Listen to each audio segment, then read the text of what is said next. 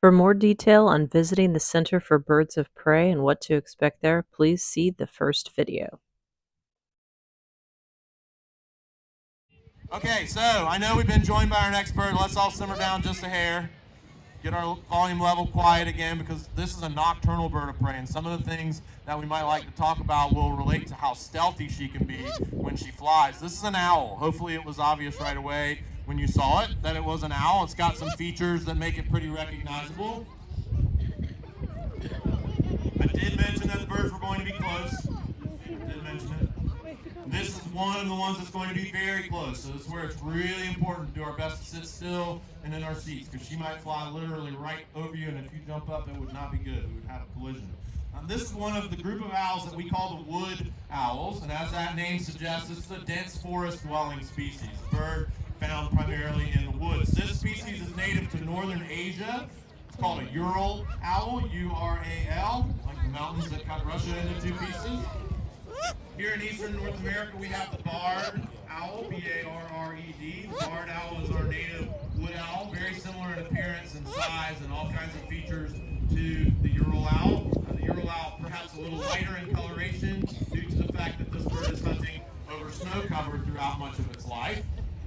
Lots of cool things about owls. I mentioned the stealth. She could fly right past you, and you wouldn't know she was coming if you didn't see her first, right? And that's important. As a nocturnal hunter, you've got to be stealthy for a couple of reasons. The first is so that you can sneak up on prey. If you're not quiet, your food is going to hear you, and they're going to run away, and you're not going to catch anything. The second reason relates to locating that food. We know that owls have fantastic eyesight. We talked about red-tailed hawk's eyesight a little bit earlier. They can see things miles away. Well, the power in an owl's eyesight is that it can see in almost complete darkness. So when it is very dark, the owl is not hindered by that darkness in terms of locating things with its vision. You can see that she has gigantic eyes, some of the largest eyes per body size of any animal you'll find on the planet. If we had eyes proportional to the size of the owl's eyes, it would be like having softballs for eyes or grapefruits for eyes. So really big eye for a pretty small body. The other sense that's critical to the owl, though, and it often plays a more important role for them, is their hearing. They have some of the best hearing of any animal on the planet. Ural owls, in fact, have been reported catching mice from under the snow. So there's no way that they could see the prey because the prey was under the snow cover. They fly over the snow cover, they hear the prey well enough, then they plunge their feet into the snow and grab the food. That would lead me to believe that this bird has gigantic ears, which in fact she does. They're one of the most obvious parts of her anatomy. I'm sure you've all already noticed her gigantic ears. Yes?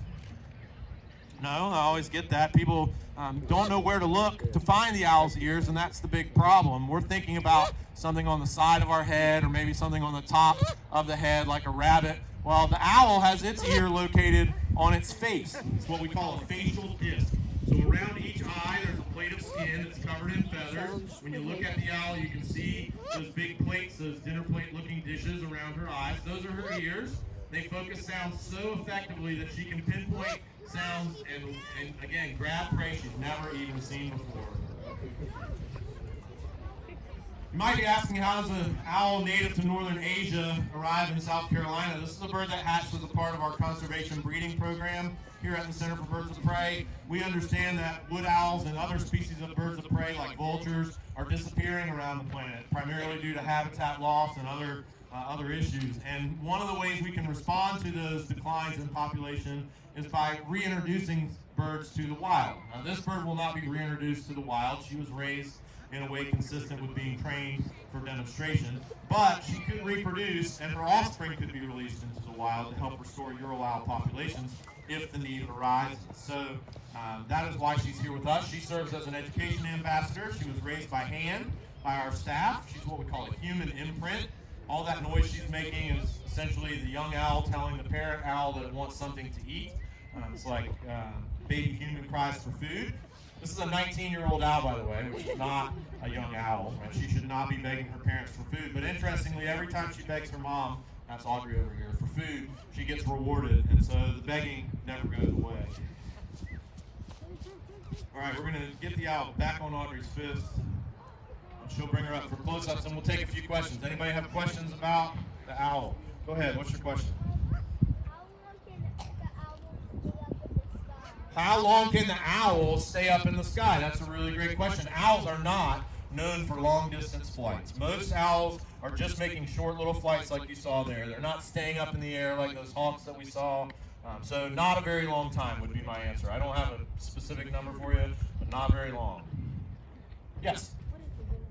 What is the wingspan? So a wood owl, if I live in the woods, do I want long wings?